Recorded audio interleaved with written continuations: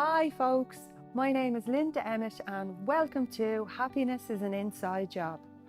We are the creators of our own reality, we create our own lives. Our mind is our biggest limit and it's our own beliefs, behaviours and habits constantly caught in those cycles that keep us trapped where we are and stand in the way of our own happiness. So throughout this podcast, we're going to take a deep dive into some of those beliefs, habits and patterns, where they show up in your lives and what you can do to change them.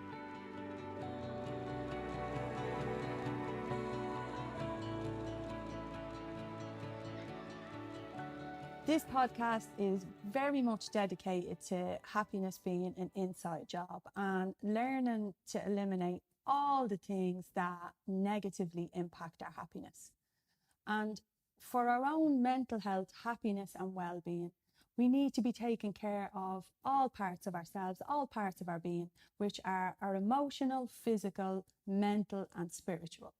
So in today's podcast, we're going to focus on our physical body, the physical side of things, because the thing is, folks, the skin we're in is the only one that we get.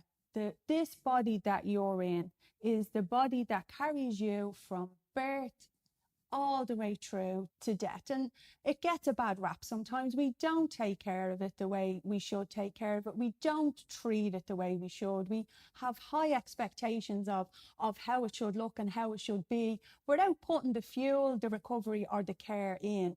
And your body is it's the way you feel hugs. It's the way you show affection. It's the way, for women, you give birth, you hug your child, you're intimate, you show love. It's what heals. It heals for you when you're hurt or when you're sick. And I don't think we give it the compassion and the kindness and the care that we should. So in light of that, today's guest we have on is my own personal trainer and coach, Gavin. So welcome, Gavin, and thanks so much for joining us.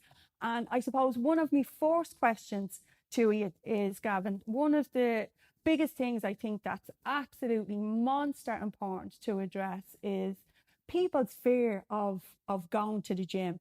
We're so convinced we're going to be stared at, mocked, judged when you walk in that door, that everybody's going to turn and look at you, or you're going to see a scene like Baywatch.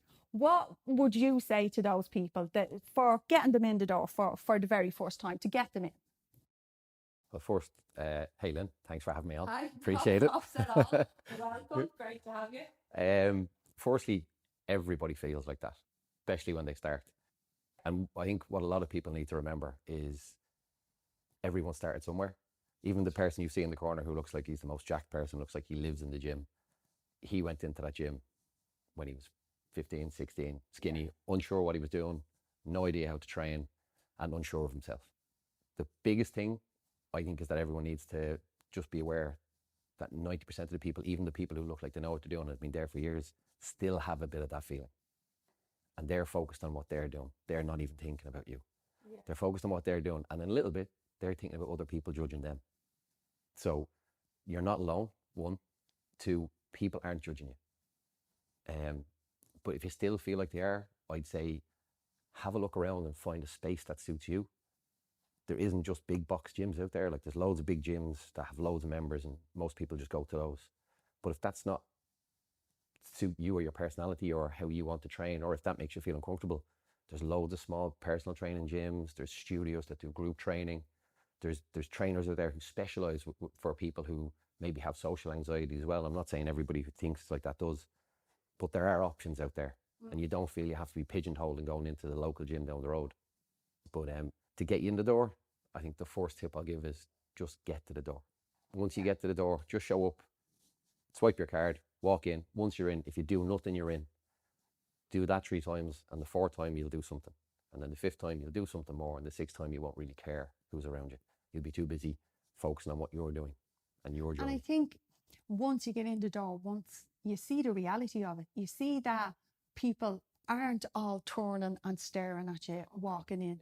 They're just trying to get through their own workout, and they're in their own world, in their own head. And even down to when you see a group that do look like they're their years and super fit, I think that's a smaller percentage of the whole, like, that are actually there. Most people that are there aren't at super fit level. They're just your average people that are showing up 3 times a week trying to get a little fitter and a little healthier and stronger. 100%. The people that you're talking about, they're 1% of a gym population, if that. And ironically enough, that 1% are probably more self-critical than they are of critical about those people around them. They're looking at themselves, looking for their flaws, and like they're working on themselves. They're less likely to turn around and judge other people. And ironically enough, they're the people that will be more supportive because they've gone through that and they're still going through it, and they understand for them what the gym means. So they want more people to feel the way they feel. So I've often found, even when I started training, and I remember I was actually working in a gym in New Zealand, and there was these 6 lads that were there all the time. They were Samoans. They were huge. They were built. They were just massively big lads. But they were the friendliest, nicest people you would ever meet.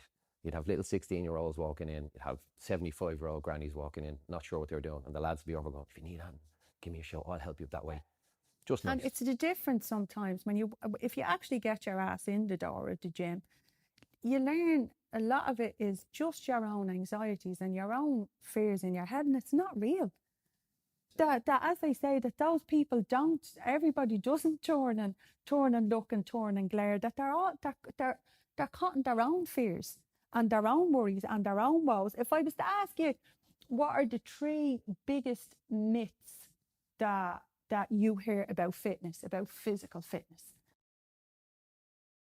I suppose that the first one I'll touch on, and I think it's very important, and it's solely female orientated.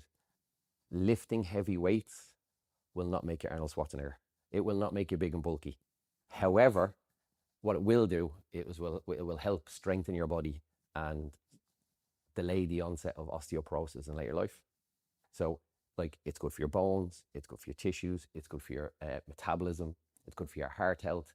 Like, if you even think about what it's going to benefit in the long term, it's huge. Now, don't get me wrong, if you decide you want to look like Arnold Schwarzenegger, that's definitely a possibility. But it's not a byproduct by picking up a weight. Like I said before, that's the equivalent of deciding you want to learn a car and then accidentally becoming an F1 driver. It just doesn't happen. That's it. So do not be shy. Do not be afraid of lifting weights. The benefits are untold. I suppose the second one is you can't spot reduce fat. And the reason I said it's a gym myth is you get people who go in and they'll come to, and you get, especially with clients, you'll come and they'll kind of go, okay, I want to lose a bit of weight off my hips. I said, okay, well, that's a whole body approach, or I want a 6-pack. You're not getting it by doing 40,000 crunches. It's not going to happen. Again, a whole body approach. So what I'm trying to say is you can't literally pick on one spot and make a change. Your body doesn't work individually. Like when you talk about emotions, your emotions don't work in a singular. It's your physical body, your emotional, your spiritual. It's all literally all interlinked. So yeah. So I suppose that's the second one. So if I wanted, if I came into you and I said, oh, I want, a Brazilian butt, effectively, what I'm going to have to lift and what I'm going to have to do, I'm going to see changes all over my body and not just in one particular location, because your body literally doesn't work like that. 100%. Now, you can target your bum a little easier. So there's specific exercises you can do that'll target that, but you're going to have to be taking in more calories because you're going to need to build the muscle in your bum and legs. You're going to build your legs because they're attached to your bum and they build. You're most likely going to be burning more calories and exercising more, so you're going to get healthier. Your blood markers, lipid markers, they're all going to change. But there's going to be massive changes in your body. You'll see it in your arms, you'll see it in your back. But if your bum is the specific part you're working on, you will see that more as long as your programming is programmed towards that. Yeah. Cool stuff. And what, for a third myth, what's another one that you'll regularly hear that you'd like to quash? I suppose an old one for me is muscle turns into fat. Yeah, I believed that until about 3 months ago. I still hear that a fair bit.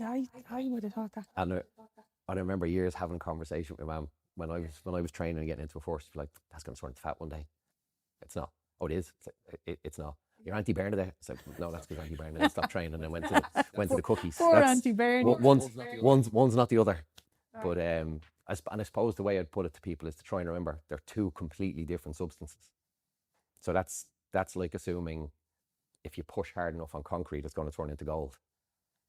I know, but it is something that's thrown at you constantly, like across media and stuff like that. Like when you eat, it either turns to muscle or it turns to fat.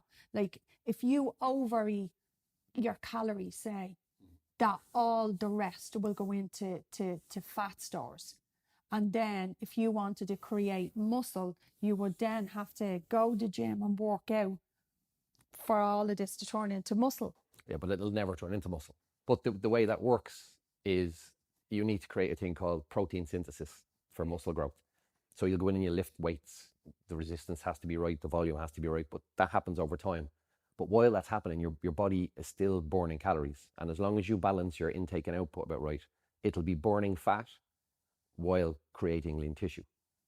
Now, it's a very, very hard space to be in. It works really well for beginners. But yeah, it's just to remember that like one doesn't become the other. So if you do put on a bit of muscle, don't panic. It's never turning into fat. What usually happens with people is they eat more to put on the muscle, then they stop training, but they keep eating the way they did while they were building the muscle. And then because your body's not using those nutrients and like protein, your carbohydrates, your fats to fuel your training, it's storing it because it doesn't need it for fuel. So it's like, yeah, you put your petrol into the car and the car goes nowhere. You have a full tank. Yeah.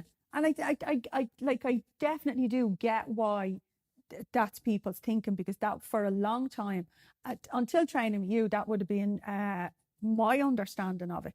And if you stop training, that you would go very, very loose again. Anything that you worked on and you toned up would kind of go loose and floppy again. Like, do you know what I mean?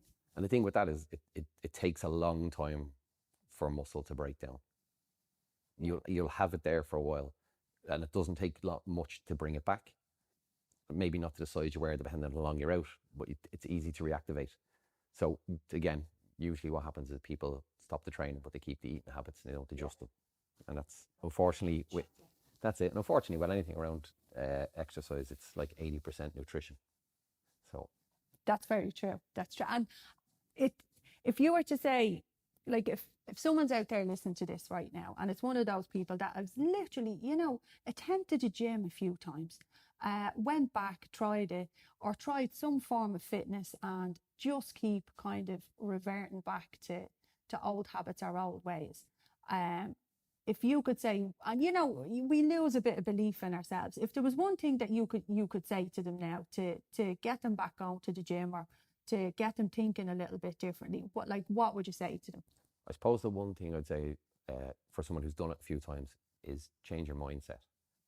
It's not about your habits, but it is an extent, but mostly it's going to be about your mindset. If you failed a few times and you're going back with the opinion, you're going to fail again. Yeah. When you walk up the door, you're thinking, I'm going to try this and see if I'm going to attempt to be a gym person. Is where if you set off with the mindset that I'm a gym goer, that's what you do with who you are. It's part of your identity. I go to the gym. Completely change your story. If what you do is go to the gym, it doesn't matter what you do when you get there, but be that gym goer. I go to the gym. Once you have that in your head, you'll just go to the gym. It just becomes the routine. It's what you do Monday, Wednesday and Friday. It's not I have to or I'm trying. It's what I do. I'm a gym goer. Love it. And it's very, very true. Now, I know for me, certainly going back and training in the gym, and I'm working with Gavin a long time now, one of the biggest things that I had to work on was my willingness to be vulnerable, to be open to not knowing things, to be open to learning, to falling, failing, dropping away, not knowing a move. And as human beings, we're not too keen on being vulnerable. We feel embarrassed, we get shy, we don't show up as our best selves. So one of the things that I've absolutely had to learn is, as well in this space, and one thing I've learned a lot from Gavin, is that fitness isn't a straight line. You don't go from, it's like life, you don't go from start straight through, pass go and get $200. You'll have days where your body's tired, or you'll have days where your eating's off, there's different things going on in your life. But being vulnerable and being open and willing to learn, I think is the biggest thing that you have to step over and get past. And to get past your own, as Gavin said, they're changing your story, walking into the gym and saying to yourself, I am a gym goer, as opposed to this is something that I'm trying and I might fail again, I might fall off the wagon, I might go backwards. And just even to give people a bit of motivation to move forward, what would you say to them? What do you think is the key to motivation? The key to motivation, unfortunately, is discipline. Motivation will only get you so far. So it's building those systems and habits. It's changing that mindset. It's changing that mindset, building a new routine. Give yourself time. Too many people go in and they want the result now. Whatever the result is you want, it's going to take longer than you think. And it's going to be a little harder than you think. Yeah, I've learned that. And even touching on, being in that vulnerable space. Learning is a good thing. Failing is a good thing. Failing leads to growth. Yeah, learning leads to growth. And I'm not just talking physical, I'm talking mental, emotional. Some of the best things I've picked up from my personal life happened from the gym. When you learn, when you're willing to put yourself out there and you'll fail, or you go past the point that you think you're comfortable with, you realize you can apply that to every other part of your life.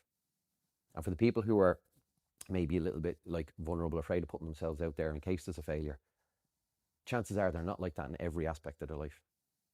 Chances are in work, they put themselves out into situations that are scary and difficult because they know, I can do this and I know what the benefit is.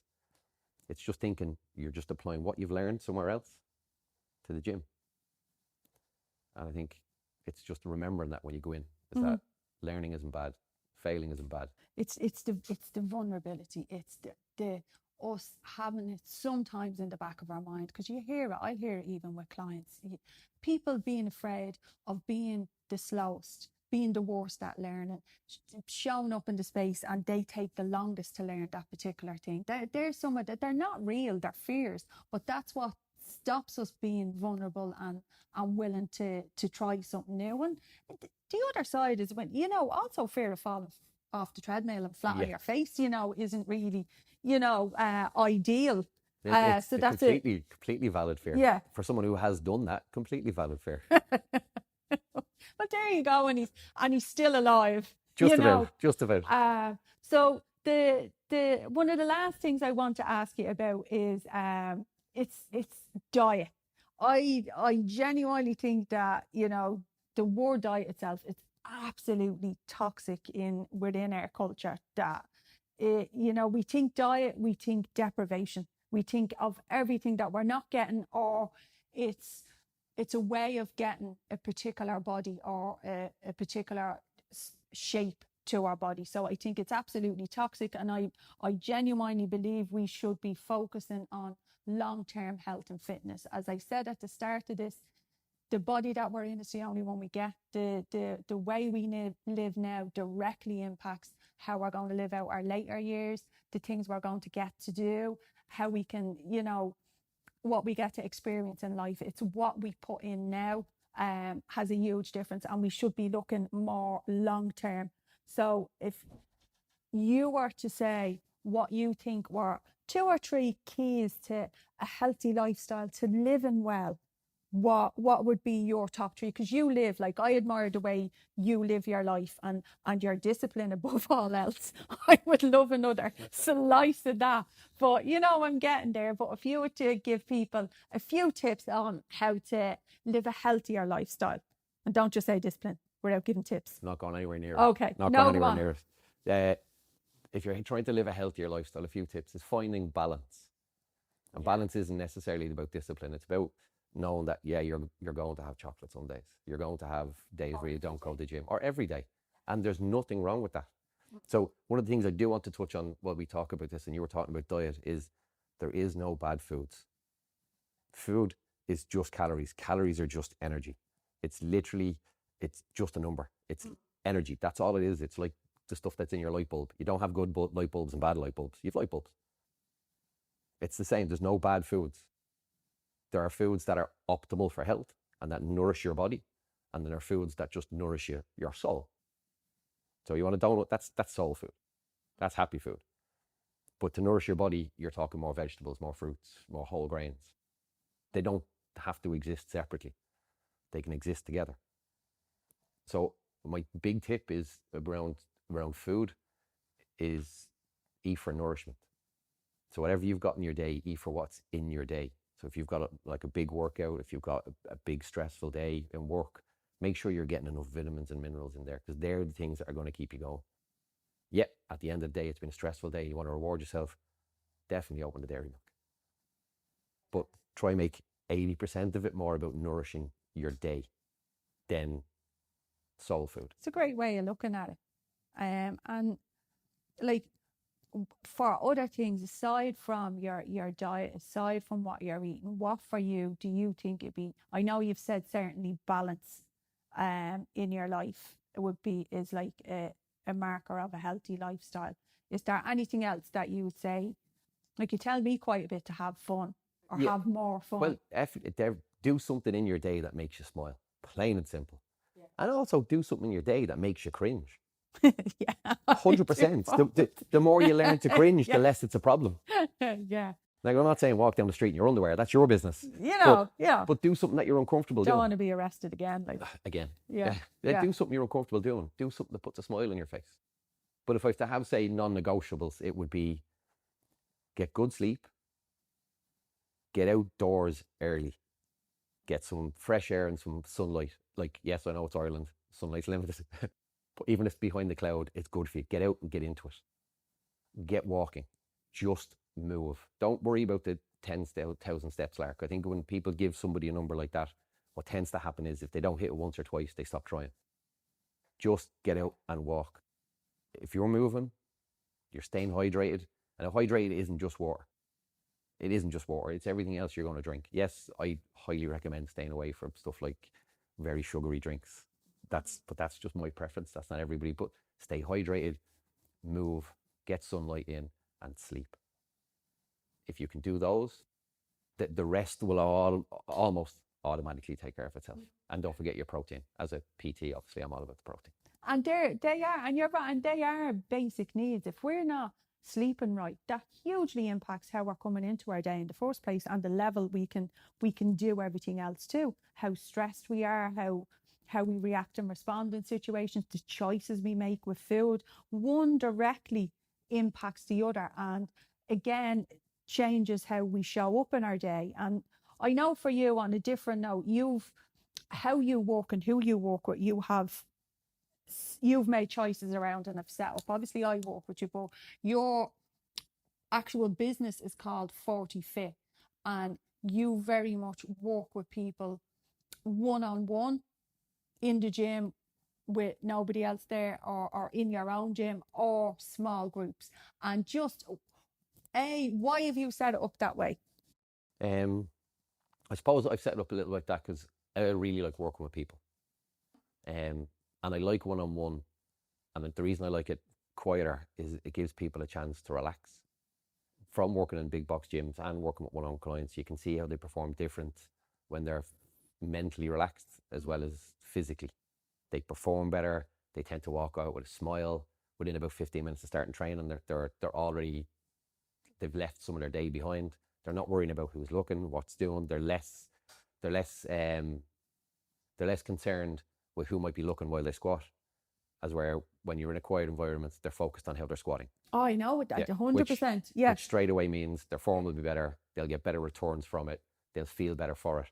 So that's kind of went with that. And the reason I went with set up for people in their 40s as well is I think there's a huge myth. When I say 40, so I train all ages, but I do like to train more people from late 30s on.